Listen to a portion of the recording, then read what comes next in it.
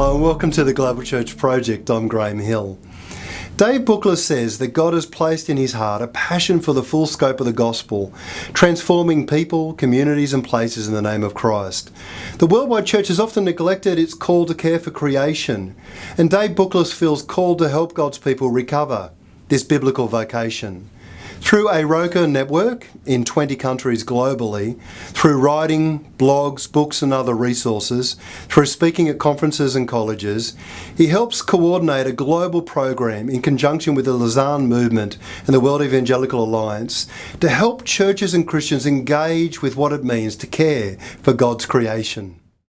Dave Bookless, welcome to Being Missional. Thank you. You're the Director of Theology for A Rocha International. Yep. What is A Rocha and what does it do? Okay, well the name first of all, it's from Portuguese, it's A Rocha in Portuguese, which means the rock. And we began in Portugal just over 30 years ago with a single project helping to protect a threatened estuary and the wildlife around that and the human communities that live there as well. And what's developed from that is a global movement of Christians in conservation and environmental protection. So in church speak, creation care. A Rocha is involved in has five guiding principles. Yep. What are those guiding principles? Okay, the first one, and in one sense the most important one, is Christian. That we are clear that the reason why we get involved in environmental work, in ecological issues, is because Jesus is Lord of creation. That's our motivation, and that's the reason why we do this. So we happily work with others, but that's first. Secondly, conservation. There are lots of environmental issues out there, but we feel our particular focus is biodiversity conservation. And actually, if you look at the Bible, it's the first thing that God told Adam and Eve to get involved in. You know, having dominion is about looking after that which God has created. Christian, conservation, community. We have a strong emphasis on sharing our lives with each other and with the communities where we live. So quite a number of our projects have residential centres where people live in community, where visitors, volunteers can come and stay. Fourthly, cross-cultural. We now work in 19 countries across 6 continents actually, yeah. And we really try and listen to each other. We don't want a kind of a Western view of conservation and development to be imposed on other countries. We want to really learn to listen to Christians from around the world as they reflect on what the Bible says in their contexts. And then our final value, also beginning with C, is cooperation or collaboration. That whilst we're clearly Christian, we happily work with partners who are from other Christian traditions, from secular backgrounds, or even from other faiths, on particular projects or programs that have clearly defined aims that we can share. So we believe that our common humanity, as made in the image of God, enables us to work with anybody, as long as we're clear about what and why. What are some of the key biblical themes that should shape our understanding of creation care? I think the very first and most important one is that this is God's world. It's not ours. And human society tends to organise itself as if the world belongs to us. But it's God's world because he made it. He declared it very good because he owns it. In Colossians we're told it was made by and for Christ. So that's, I think, the fundamental one. It's God's world, not ours. The second most important one, I think, is our role as human beings. Called apart within the community of creation to have a special role of leadership, stewarding, looking after that which God has made. We do that in his image, in other words, reflecting God's character towards creation. And those are the absolutely two key things. If I'm to add a third, focusing particularly on Jesus, who I've already mentioned is described as Lord of creation, the one by and for whom all things were made, but also Jesus as the one through whom we can have hope for the future of creation. And you know, I grew up, as I think many evangelical Christians did, thinking that when Jesus returns, this world will all get burnt up and destroyed and we'll disappear off to somewhere magical called heaven. And it was actually through reading the scriptures carefully that I came to understand that when the Bible talks about new creation, new heaven, new earth, it doesn't use the Greek word neos, which means brand new. It uses the Greek word kainos, always, which means renewed, restored, repaired, redeemed, recycled. And therefore the saving work of Jesus isn't just about saving us from our sin. It's about restoring a damaged and broken creation, cleansing it from all the damage that we've done, all the damage of sin. But it means that we can have hope that when Christ returns, all things will be not thrown away, but made new. How do you see creation care as a missing strand in much of Christian understanding and practice today? I really think it's a critically important missing strand. If you like, we've got within our understanding of integral mission, we've got to a point where we understand that mission is not just about my relationship with God, it's also about our relationship with our fellow human beings, about justice and advocacy for particularly the poor and vulnerable. But the third great theme is God's work for the whole creation, not just humans. And that's what's been missing. I think we've tended as Christians, as evangelical Christians particularly, to believe that God is only interested in humans. But look at the story of Noah's Ark. You know, there's a God who does care about humans, and he calls them into a position of leadership, but actually so that all creation might be saved. All creatures are there on the ark because God cares about the future of all creatures. And so it's a desperately important missing strand. It's missing in our mission in terms of the breadth of mission, but it also affects, I think, our evangelism. There are increasing numbers of people in the world today who recognise that the ecological problems we face threaten our very future. And many of them think the church has nothing to say about this really important issue. And if Christians can actually show that not only do we have something to say, but we're doing something about it practically, then people are really attracted to Christianity and see it as something that they ought to consider, whereas many today think it's got nothing to say about the most important issues.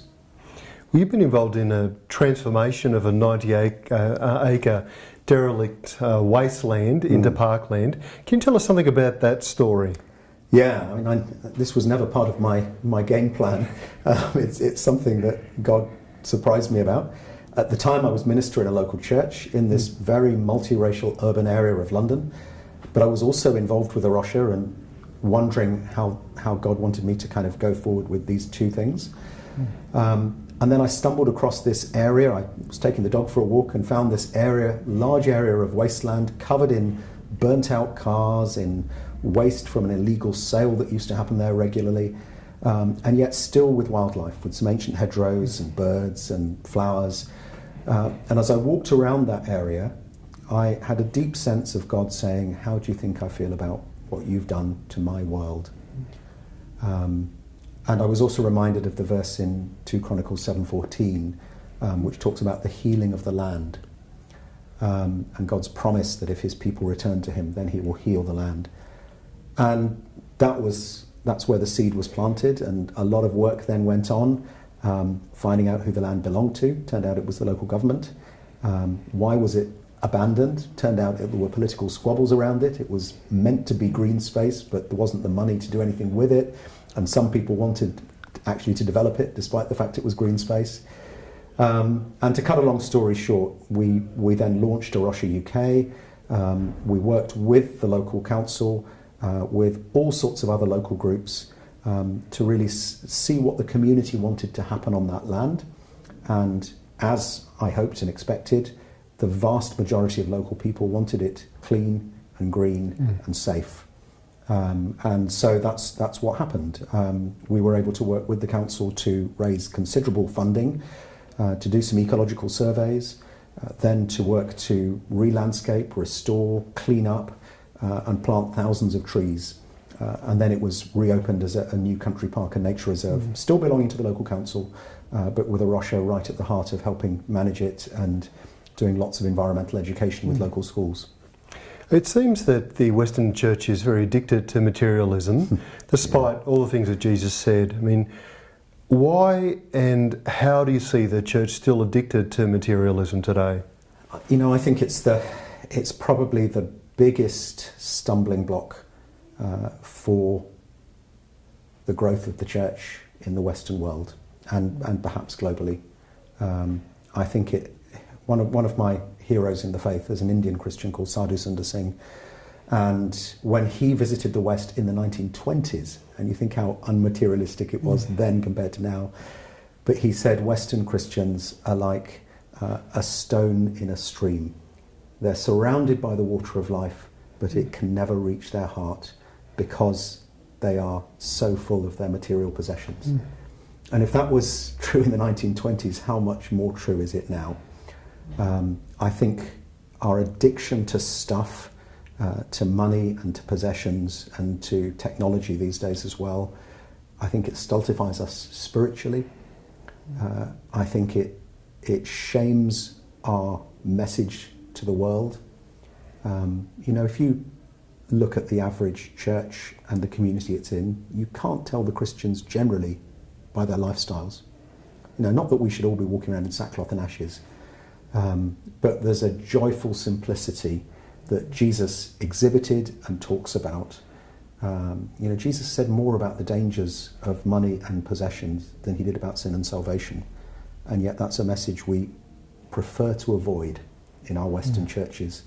So I think it's a huge and important issue, and I point the finger at myself as much as I do about anyone else. I live in urban London, I've got teenage kids, and we struggle with these issues of how you live an authentic gospel life in the middle of a materialist culture. But we try to be countercultural.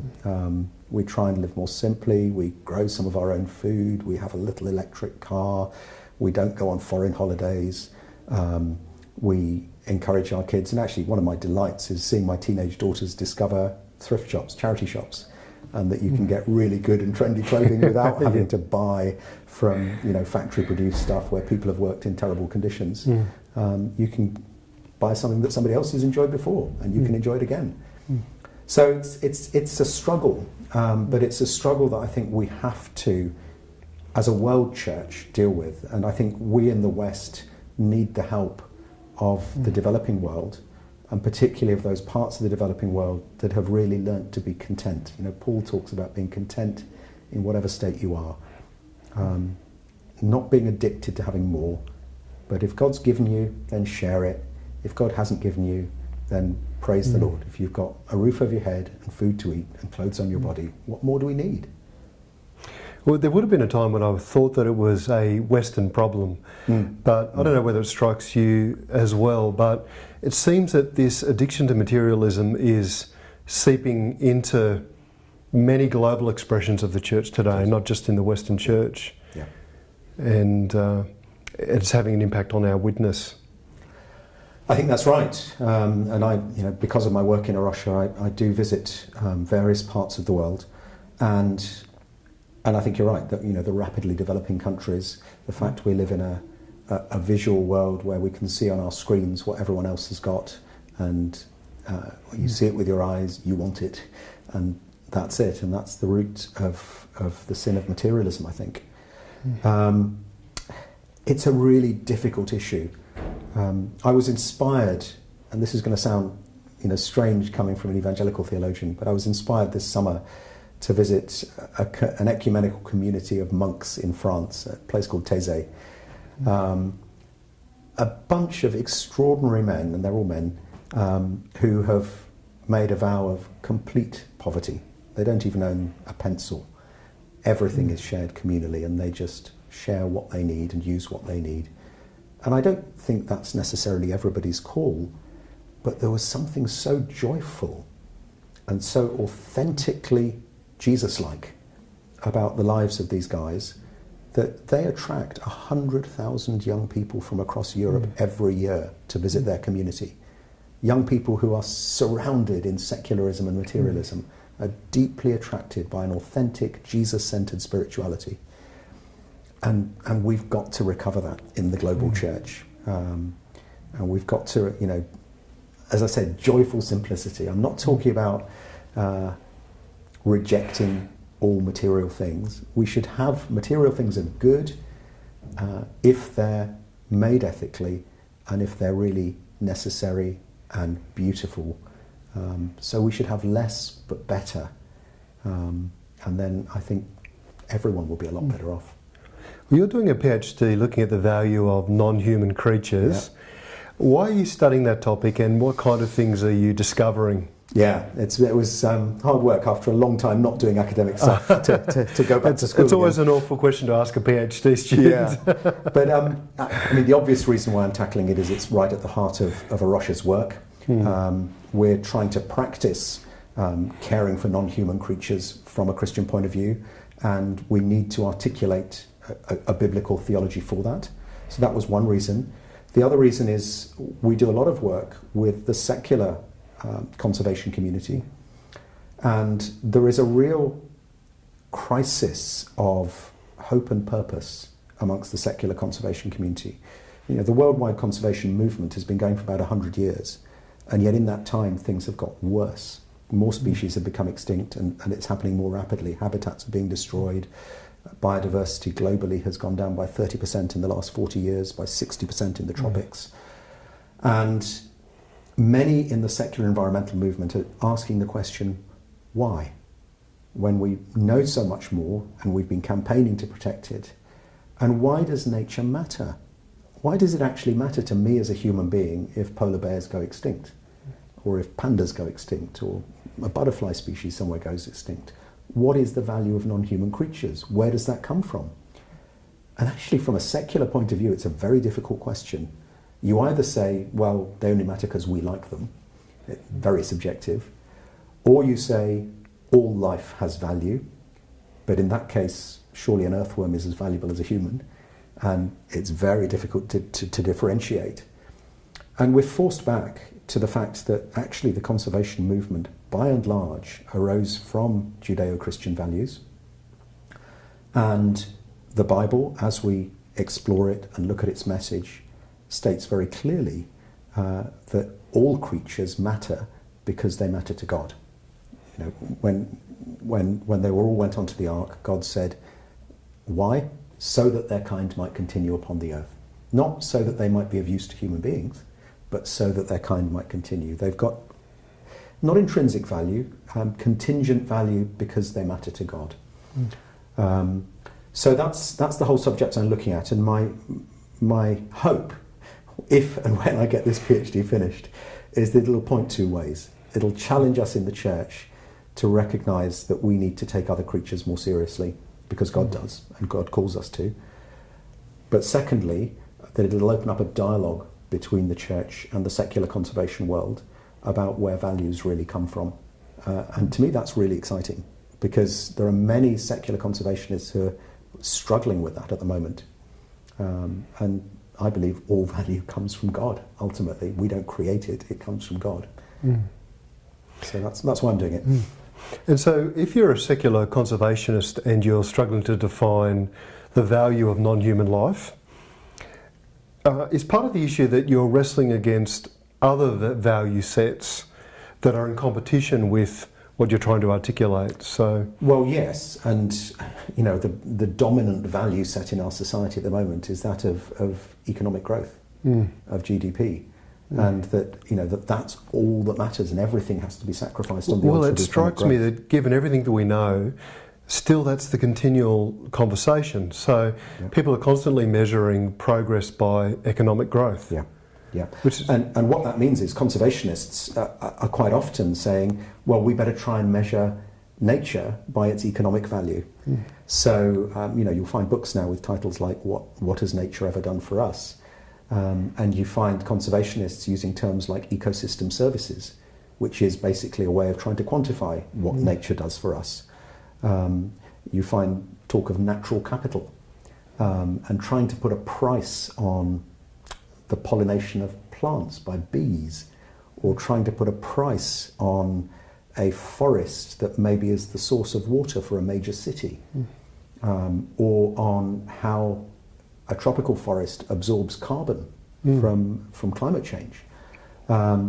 So people are trying to put an economic value on nature because the economic argument seems to be the only one in town. But I think it's a very dangerous road that you go down, because you're reducing nature then to something very instrumental.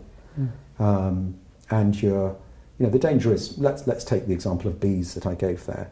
Say you've got a crop that's pollinated by bees, and therefore you protect the habitat of the bees because they are pollinating the crop, and therefore you can work out an economic value. Well, say some fancy scientist then discovers some artificial way of pollinating the crop more cheaply. Suddenly the bee's value is zero, so you might as well destroy them. And that's a simplistic example, but there's a wider principle there, that if, in a market economy, that means the value of nature can go up and down as well. And yet we can't put a price. These things are priceless.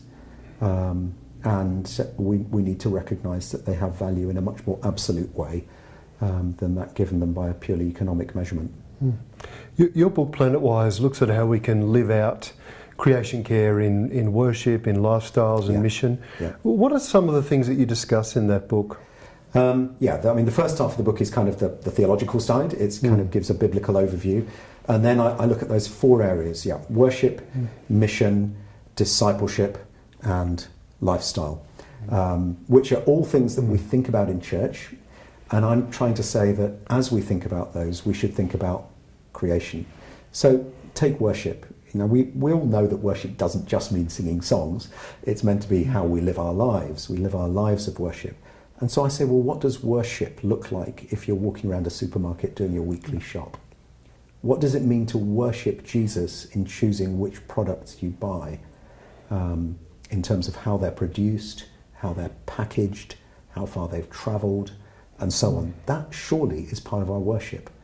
Or to take another example, when you do the washing at home, if you live in a country like the UK, it's tempting to just bung the washing after you've done it into the dryer and let it sit there and dry, burning up carbon by the electricity.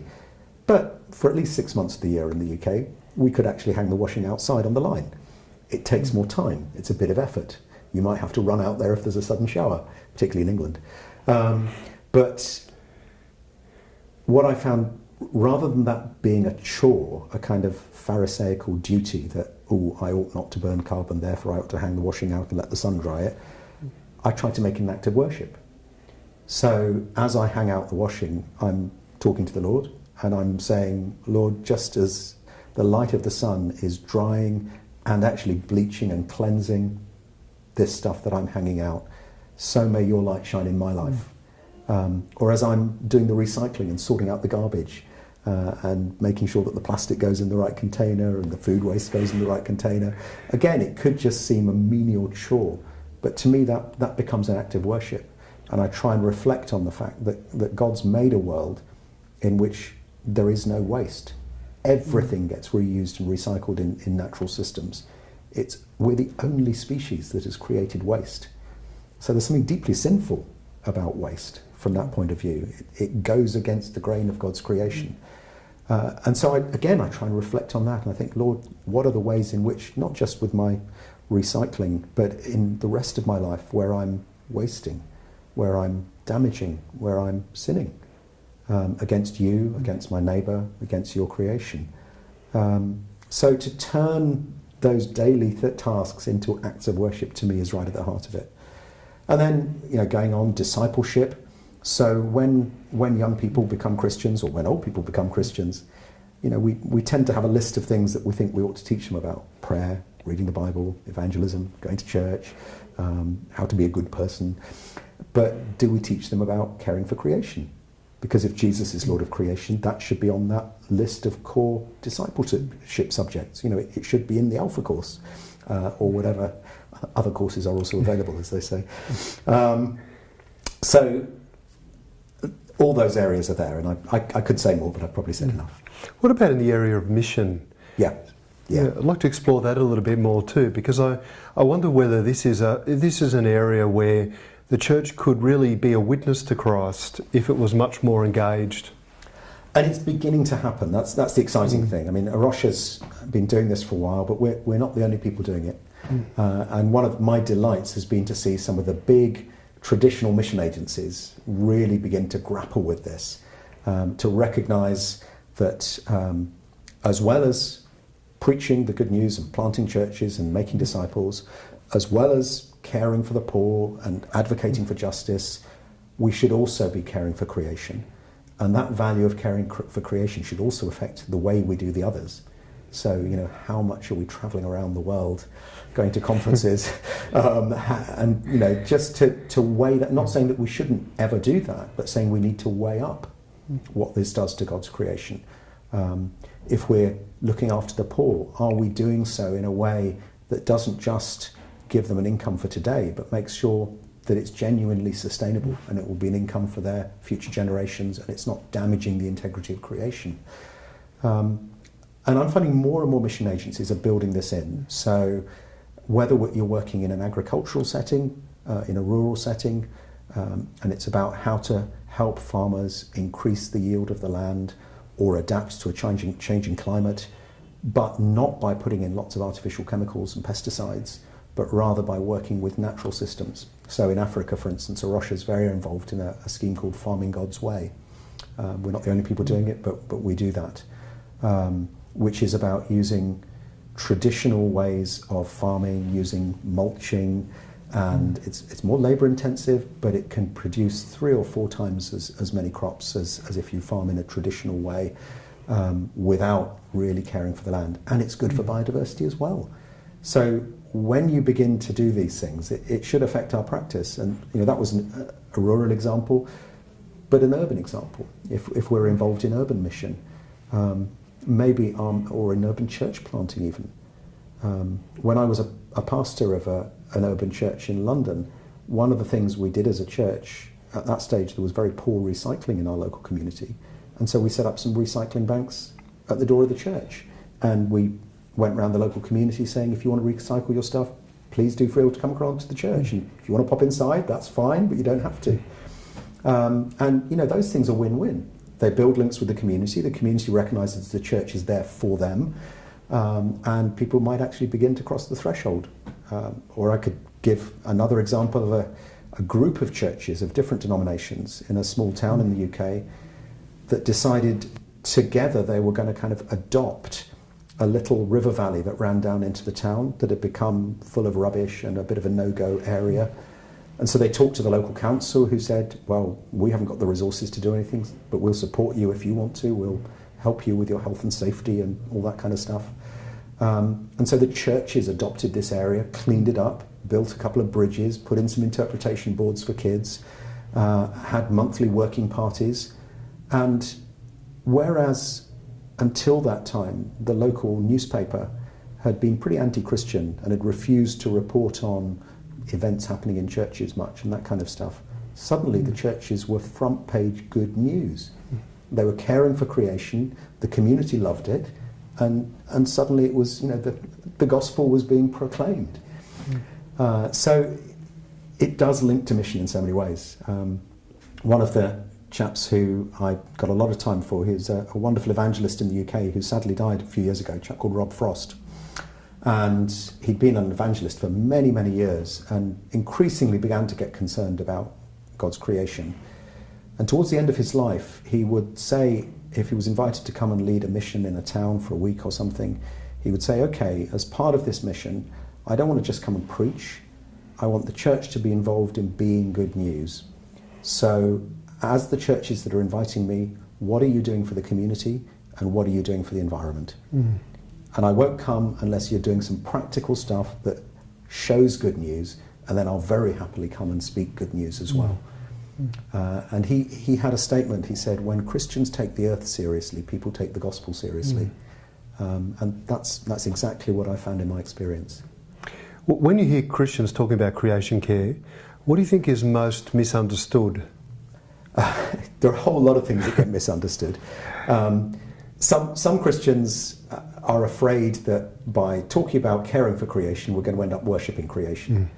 And that's an understandable fear. I can understand where that comes from. But there's a world of difference between worshipping the creator and worshipping the created. And we've just got to be very clear which one we're worshipping. You know, creation is good, it's beautiful because it points to Jesus. It's not worth worshipping in and of itself. So that's one. I think, as I referred in an earlier question, there's often confusion about the future of the planet. Some people think it's all going to get destroyed and therefore it's not worth caring for. And I've got two answers to that. One is, even if it is going to get destroyed, that's God's business, not ours. If God tells us to care for it in Genesis and to be good stewards, then we do that. That's just simple obedience, even if God's got different plans at the end. Second part of the answer is, well, actually God's plans are in continuity with him saying right at the beginning it's very good. And God's plans are not the destruction of this world, but its renewal into a new heaven and new earth, which means renewed heaven and earth. Paul in Romans 8 puts it beautifully when he talks about creation waiting to be set free from its bondage to decay. And that is going to happen because of Jesus. So in a sense, caring for creation in a practical way and helping restore it is pointing to the Lordship of Christ, if it's done intentionally in that way. And again, that's been our experience. When we did this big restoration project of the 90-acre park in London, I had people come and say to me, I had a lady who'd been a Christian, she said, I've been a Christian for 60 plus years, but I've learned a whole new dimension of what redemption means through just coming and seeing this project. And I had a leader from another faith who at the beginning had said to us, well, best of luck, it's an ambitious idea, but nothing changes around here, you're not going to succeed. This area, things only get worse. And when the park opened, he said, do you remember what I said to you? Well, things have changed. And why? What made you persevere? What made you keep going despite quite a lot of opposition? What gave you hope?